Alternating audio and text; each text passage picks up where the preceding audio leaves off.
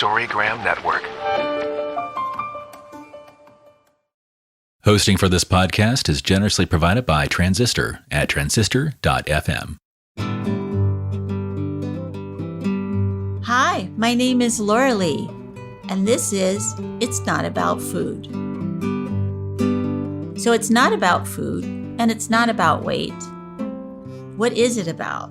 Everything else, because it's never ever about food or weight, never ever, not even one time, not ever, ever, ever.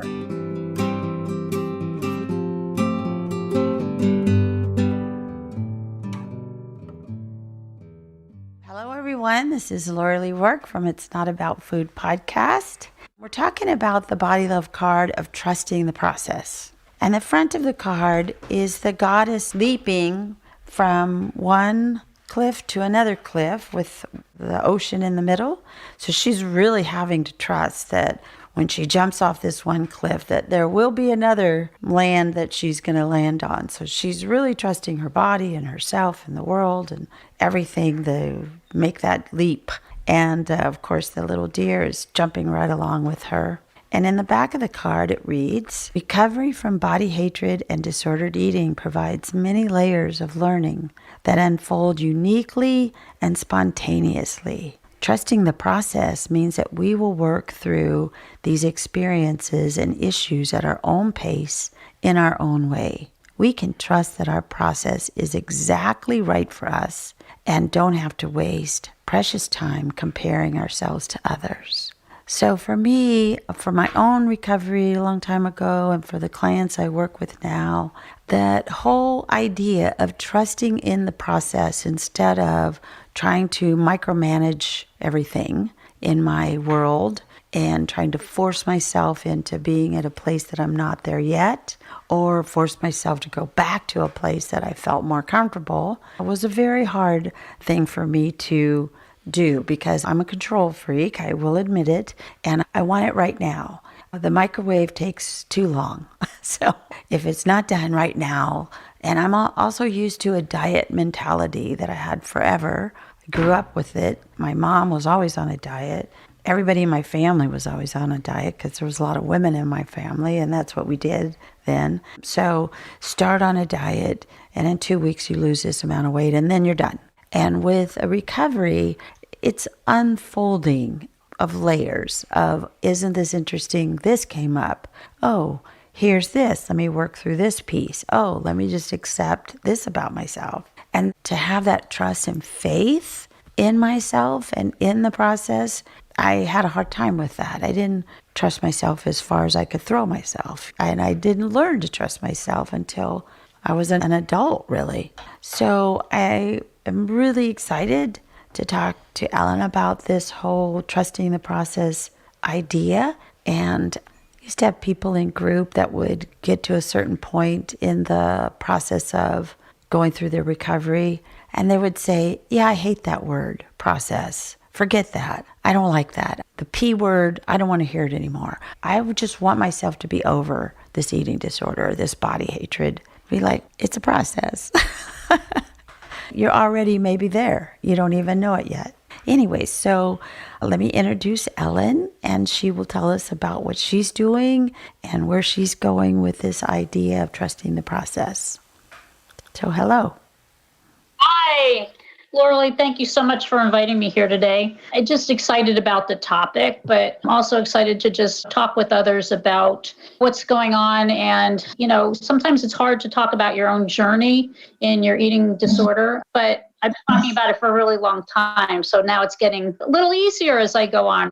I'm a dietitian and I'm a certified eating disorder specialist. I have a private practice called Healing Nutrition Therapy, and have been doing pretty much eating disorder nutrition therapy for 18 years. But it comes from a place of my own personal journey with my own eating disorder and also my substance addiction, of which I've been recovered for over 30 years. So I think for me, this topic hits home because in my own journey, and I call it a journey, some people call it process.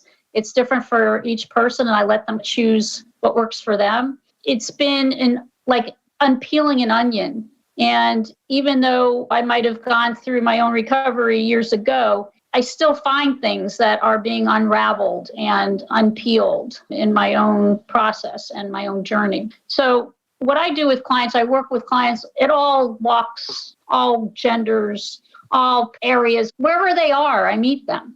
And I say I meet them because they're the one that's showing up. Exactly. Yeah. Something's kicking and screaming, but they're showing up. And hopefully you can capture what motivates them at some point and get them to see that there is light at the end of that tunnel there. But one of the biggest things I've learned over the years, Laurelee, is that people that I work with don't trust themselves. And they don't trust themselves at all, usually. No. Those that have been incorporated or enclenched, I call it, in diet culture, they've trusted that. They've learned that to them, that was their main voice that they heard. If it was an eating disorder, it was their eating disorder's main voice that they heard. If they were in a substance addiction, it was the drug of choice voice that they heard. They lost their own transport. So how does one find their voice again? Or how does one trust in that again? That's a good question. I find that people have a different interpretation of whatever their journey is. And you're right. A lot of people have that instant gratification. They want it now. They don't want to go through all of this. They just tell me how to fix it. Yes. We're such fix-its here in this culture. If it's broken, let's fix it. That's the generation, I think. But it comes from all generations. When you're in pain and you're uncomfortable and it's not working, you want it to be fixed. Yeah. You want to stop. Yeah. But you and I know that if we don't go through those processes or the journey, that it comes back to bite you. Well, that's a diet. If all it is about losing whatever weight, then we'll go on a diet, we'll lose that weight, but we'll put it back on plus more because there's reasons why we're in that spot in the first place. And maybe we never need even to go on a diet. We just learn to take care of ourselves. Maybe we change our projection into what do I need? What do I want? What is right for me? And you're right. You have to trust yourself to ask those questions or you won't even know to ask those questions. I remember looking always outside of myself for the fix. And it wasn't until really in my recovery that I thought, oh, the answers are inside of me. I need information for sure. But I need to trust me with this information. Yeah, for a lot of people, they've not learned how to do that at a very young age. So how do you teach somebody to trust themselves or to trust the process? It's a two-way street. I know in my own practice, it's like when I start working with clients, I said, you might not trust me. I'm going to learn how to trust you, and you're going to learn how to trust me. And knowing that I can say that I've been through this journey or I've been through this process, but it's not yours. That was mine. So you have to define what that's going to look like for you. And it's really difficult for them sometimes to define what that is for them because they've never felt it or never known it. So I give them little things that they can do, that they can build that. I call it their vertebral column. So their vertebrae helps them to stand up and to help them walk forward and to help them move on and move down that journey. And what I help them do is, first of all, try to work on their coccyx bone down there so that they have some stability. So giving them some ideas and giving them some little assignments that they can do very easily, that they can get some empowerment from, that helps to build their coccyx bone so that they have a base. Yeah, of course. And that base helps them to trust, okay, once I did this, look at what I did. I did something wonderful for a change. It's not always negative. Yeah. Then they can start to say, okay, I'll trust her a little bit, or I'll trust the process just a little bit. I give them more and more things to self-empower them, and then builds up that vertebral column so that by the end of it, hopefully they're standing somewhat upright and they're able to walk forward. But their want to go from point A to point Z in one felt swoop is so powerful to them. You have to get them to pause and say, look around you and see, how'd that work last time? I don't want to do all of that, but how did that work? How's it been working for you to go on a diet time after time without you looking at the whys? You're always looking at what it could bring, but what has it brought to you? You have to look at that. It is painful. And to give up the dream, I find, of ever being able to control this part of yourself and clamp down. To give that up feels like you're going to die. I've had so many clients say, if I give that up, then I'm going to turn into the Michelin Man. Then there's just no reason to try to do anything anymore. I'm just going to fall apart and never get off the couch. No, you're going to find a way to move through this. We get so black and white in this culture. A disordered eating of some sort and then a diet, that's a black and white issue. Those two things. But there's so much gray in the middle. And if we let go of that diet, we're able to go through the process, right, of trusting, learning, being, having different thoughts and ideas about stuff. One thing that I constantly tell my clients, and I remembered for myself, I'm a recovered alcoholic. And I remember when I first got sober many years ago, they would say, your best thinking got you here. Was a shame thing. Like, you cannot trust yourself because here you are in these rooms. Once I learned about alcoholism was actually a disease, and I needed to take care of that disease. But yeah, my best thinking did get me sober. It saved my life. There was a moment of clarity that I took and went through. And I tell my clients the same way. This is you saving your life in a much deeper way than just going on keto or whole whatever, or having a lifetime membership at Weight Watchers. This is so much bigger than that. This is so much deeper and stronger, and learning how to love you unconditionally than any of those will tell you. Yeah, the other thing that fits in there also, Laurelee, is a lot of clients have gotten a lot of messaging as young kids, who they are and what their bodies are supposed to be, from even modeling of parental, situations. And that is deeply ingrained. So you're asking them to change something and to trust something that goes against everything that is so deep down in their soul, that you have to have patience, the person you're working with, to know that's really difficult for them. And some practitioners don't understand that. Again, I have to remember, I came from a place of, as a dietitian, of weight management, quote unquote, and weighing clients and telling them, why didn't you lose this amount of weight this week? And I repented for that probably 8 years ago at a NASDAQ conference. And it was like my epiphany. And when I work with clients now, I take the time to take a deep breath in my own space, to give them space to open up my heart, because I get it. It's so down deep inside what they feel and what they think that you have to give them time and space to be able to do that work. People ask me, how long does it take to work with you? When will I be done? And I'm like, I don't have a guidance on that. It's how open can we be? How open can you be? What is it going to take for you to trust? Yeah.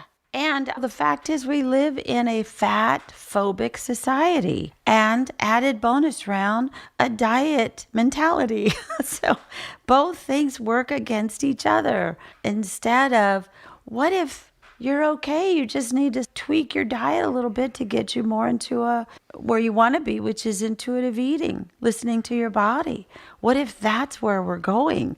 I tell my clients probably the same thing that you say. You have to let go of the weight right now. Just forget about it and go to what is best for you, what is best for me. That is the most important part. Yeah, but that's the hardest part for them. Oh, especially if they don't look like what they think they should look like, what they've been told they should look like. One of the biggest things with intuitive eating, I'm a practitioner of both that and Hayes philosophy, is that clients are being asked to not do something that they've done for a really long time. And again, I encourage them to get off the scale, but I'm not in their house. When they get on the scale and then they see some weight gain or their body composition is changing. I'm getting away from the word of weight gain, weight loss, weighing. I'm talking about body habitus, body composition. Your body is changing. Our bodies change on a daily basis, on a monthly basis, on a yearly basis. You see that all they see is failure, and then they lose the trust again. So then you're backpedaling and getting back to where we started sometimes, unfortunately. You get them to trust.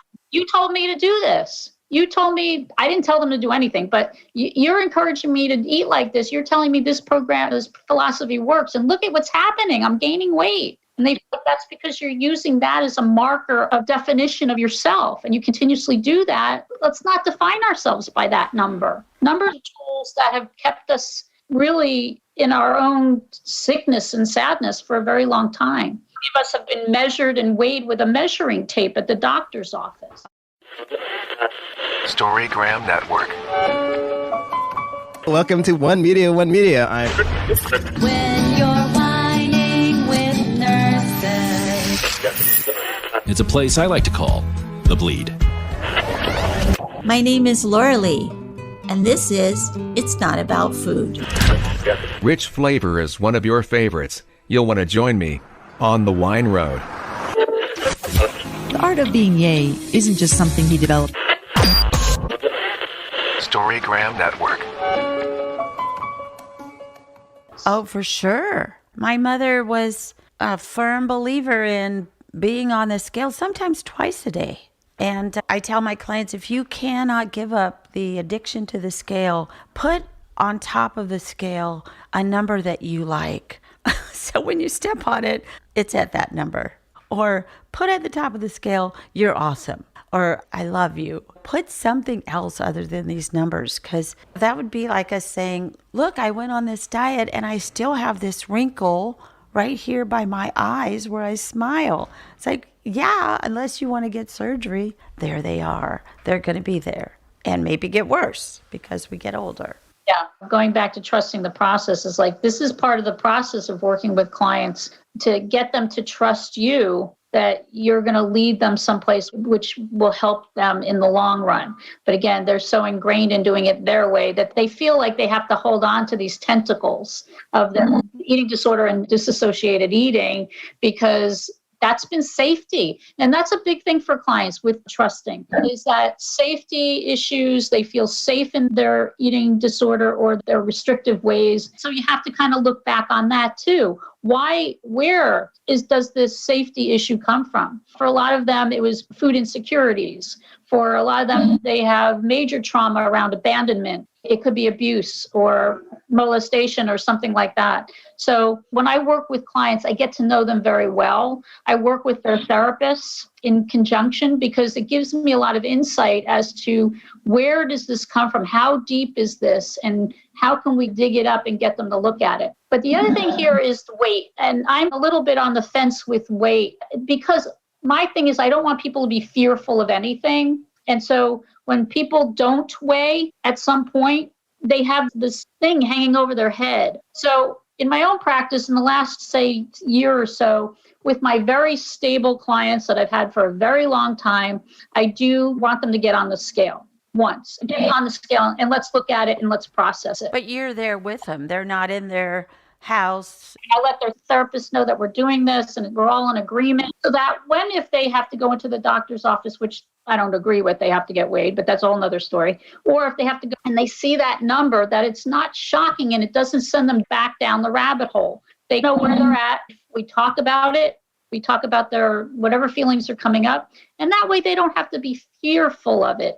I've already worked on getting them to be not fearful of foods.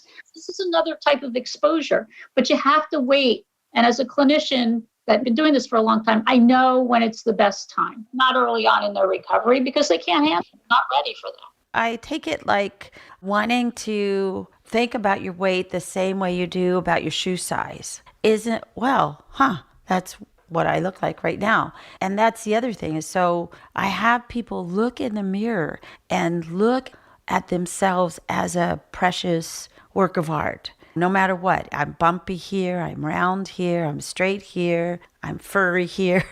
And just to take it like that so that they're not shocked if they glance at themselves as they walk by a mirror or a store window, as if any of us could get outside where store windows are. But the point is, I don't want them to be shocked when they see themselves. Go ahead and look and come from a place of awe and wonder and, wow, that's what I look like right now, subject to change. We're all going to get older if we're lucky enough to live. So it's seeing what is and then backing that up with love and support and compassion. It's worked really well. It's really helped a lot of my clients to not be so fearful of weight gain. And after they've done a bunch of work and they're feeling better and their vertebral column is up and straight and shored up and they're able to, walk forward, they can look at that weight in a whole different light. That's part of them. And it doesn't define them. It's just a number in time. And it's worked really well. I'm finding a whole lot of my clients that are doing so much better knowing than not knowing. And so I've adopted that. But again, it's client by client. But again, it gives them that trust. It adds back to the trust in the process, is that you're not lying to me. I'm telling you, years and years ago, we used to just tell clients what they wanted to hear just so that they would continue to do the work. And I look back on those days and I'm like, what in the world was I thinking? But I'm not going to go back there again. So now they trust me because I've led them in through this process, and then they see that number. It's not so scary. So they can trust that. Yeah. And I know that for me, doing groups for as long as I have, right up front, even before somebody comes to group, I'm saying, this is not a weight loss program. You may even gain weight. You may lose it. You may stay the same. Who the hell knows? All I know is this is looking at issues other than what you eat or what you weigh, because it's all about the underneath. Not that you can't get supported in how to eat better for your body, but it seemed to me like we're working on the wrong thing if we're coming in here to lose weight. And, I remember a long time ago when Carol and I first started Beyond Hunger, we had these groups and we both said the half of the group might get up and walk out the door as soon as we keep saying this to them. I said, yeah, but we have to trust them to know the truth. That's why they're there. We're the last ditch effort. They've already tried all the diets. And so now they're trying something different. And I would think that's what would happen when they come to you. They're finally at a place that they can look at the underneath. Yeah, and some clients do come and call in and they're looking for weight loss. And I direct them to my website, which is pretty explanatory about what I do. And I said, and if that jives with you, call me back. But sometimes they'll come in, they still want to deal with their weight. And that's fine. We're going to deal with weight. We're just in a different way. We're not going to focus on it. And a lot of people come to me and say, I need to lose weight for my diabetes or my high blood pressure. I'm sitting there going, let's look at your diabetes. Let's look at your high blood pressure. And I said, your weight may do all kinds of things, but those are the main things that you're interested in. You're interested in having your blood pressure go down. You're interested in having your blood sugars go down.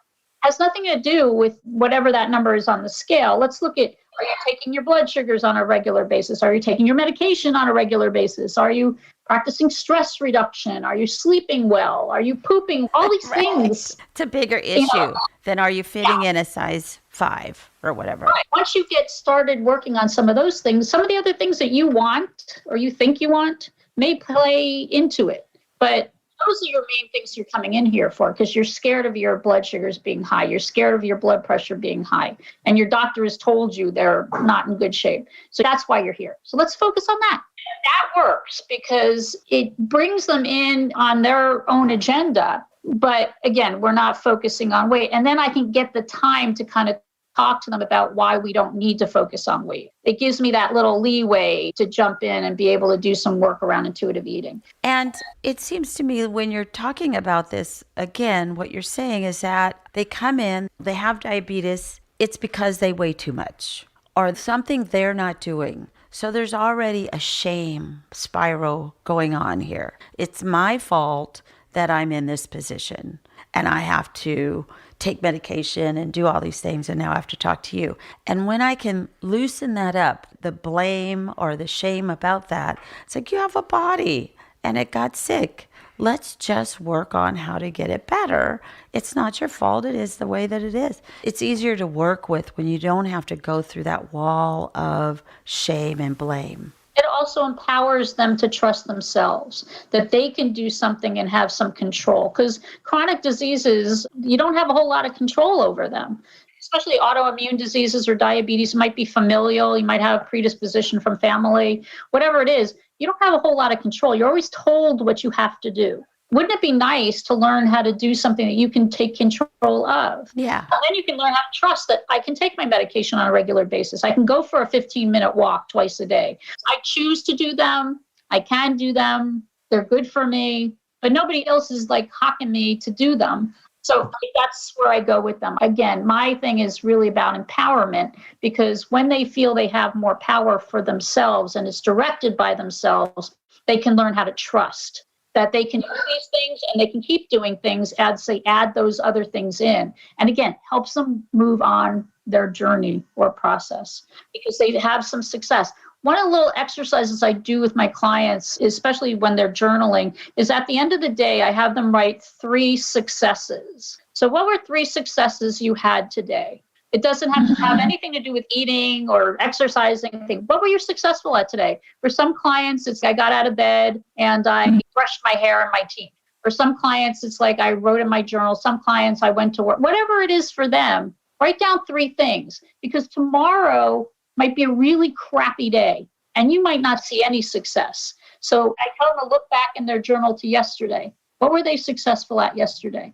And again, that gives them some trust that they have succeeded. They've done something. No matter what, and they can do it again tomorrow. So that's also to trust that they can do. So right now you have a little platform. If there's something that you would like to put out in the world that you're doing, I'm assuming that right now, because we all are doing this, you can do your work on a Zoom and you can do it remotely, and they don't have to actually be in your office to do this. So what would you like to just put out there what you're doing, and so that people can get help when they need somebody like you to help them through this, trusting the process and learning to love and take care of themselves, and to look at the reasons why things are happening instead of just stuck on what is happening or what did happen. Yeah, I've been doing this for a long time. However, my shift in focus has been changing over time. So there are a few passionate areas that I work in, and one is women in substance addiction and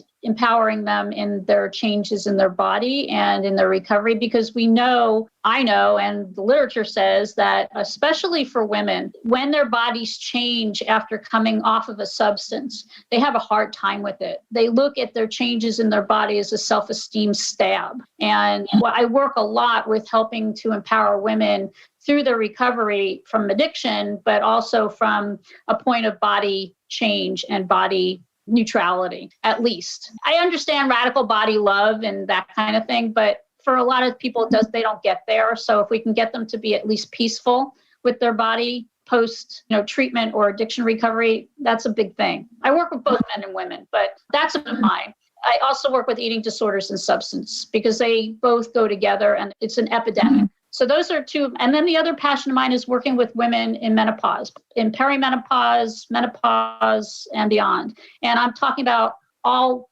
gendered women, trans women, all women that have changes in their body post their hormonal changes going wackadoodle. So I'm working with Erica Leone, who does a lot of work on menopause, and we're trying to come up with a podcast or something to work on together. She's been doing this work for a very long time. She's my role model in this, but it's a big one for me because I just turned 60 this year, and in the last probably 10 years, my body has really changed, and it was a challenge to my eating disorder. You didn't look like this 10 years ago. Like, what's going on there? And I had to sit there and take a pause, Ellyn, because it's coming back to haunt you right now. As I say, eating disorder treatment recovery is not linear. Oh, it's not. Never. Being a practitioner for so many years, for me to have issues with my own recovery and have a jab, that was enlightening. And it had to all do around my body changing in menopause. My moods, my sleep,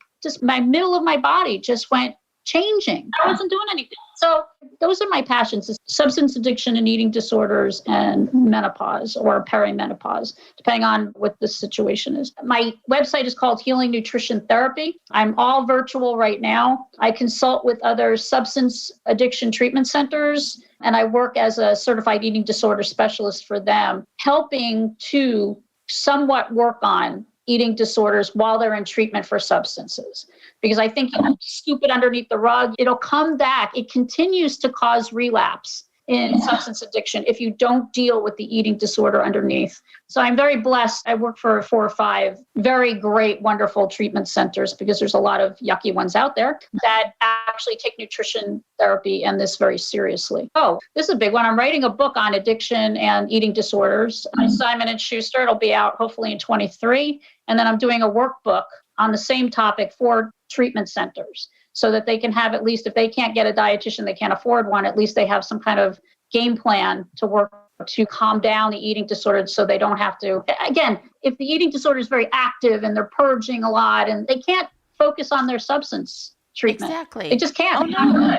And you said something so good, and I have seen it over and over again, is that somebody goes through, they get off of drugs and alcohol, and they have a few months, they ride a pink cloud, as we say, and then they go back to their eating disorder that usually was the first way they took care of themselves. So of course, those core issues start to come up. They'd go back to the eating disorder, and they're back into drugs and alcohol. And it happened to me in my own life. Just took me forever to really get sober. I had to look at my drug and alcohol and then my eating disorder.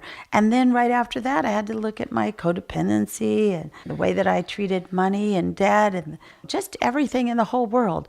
And it was trusting the process, which I did not see. I thought, if I get sober and just do that, go to meetings, I'll be okay.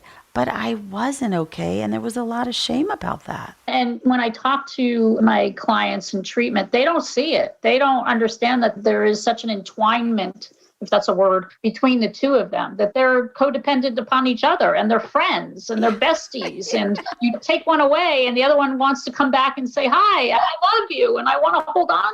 And for most people, eating disorders are so much harder to give up than drugs and alcohol. You don't have to have drugs and alcohol on a daily basis, but you do have to have food, and you do have to live in the body you have. I also, eating disorders are not addictions, and so they're in a different category as a substance addiction, which there are some people out there in my community of people that talk about this, their addictions, and I don't have that same feeling. And so I come from a place that they're separate but equal entities, but they're not. And so I'm continuously talking about, continuously talking about that you need nutrition from all areas. Like, again, what we're finding out now, this is a big one, is that people that are in treatment for substances, specifically alcohol, and they go on low carb diets like keto or whatever, they relapse faster than a person that's eating a well-balanced diet. Why? Because the alcohol was a carbohydrate. You took the alcohol away, you took their main source of carbohydrate load away. The body's going to be looking for it. Where else am I going to get that carbohydrate load?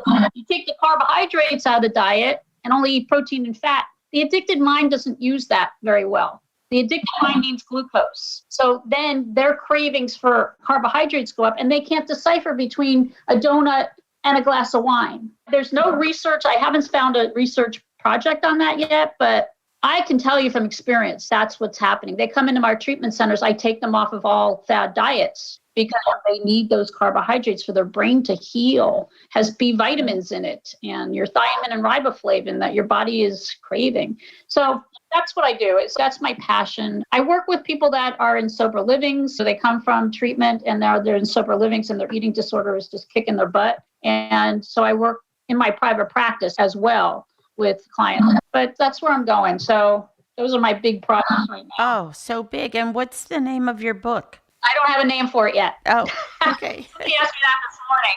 I'm working on that. I want it to be catchy. The book is pretty clinical. I'm not sure yet. And I'm working on a workbook name. So again, that I want to be catchy. I'm wondering if you could read the bottom of the Body Love card, the Today I Will Practice. Today I will practice trusting my process and knowing that I am right where I need to be on my path.